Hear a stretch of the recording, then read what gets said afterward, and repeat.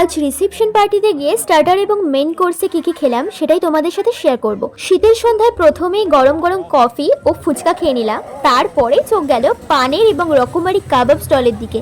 এখান থেকে কাবাবও নিয়ে নিলাম, এটা খেতে ভীষণ টেস্টি ছিল। দেরি না করে চলে গেলাম সোজাসুজি মেইন কোর্সের দিকে। এবার মেনু দেখো, প্রথমে জল, টিস্যু ও লেবু দিয়ে দিল, তারপরে চলে এলো পনির পাসিন্দা। এটা খেয়ে বুঝলাম এটা টক ঝাল মিষ্টির মেলবন্ধন।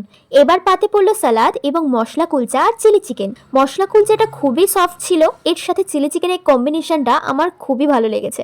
তারপর ছিল সাদা ভাত, ভেজ ডাল, চিপস, যেগুলোর মধ্যে কোনোটাই আমি খাইনি। বাবা শুধু ভাত নিয়েছিল। জাদু করে চলে এলো গলদা মালাইকারি।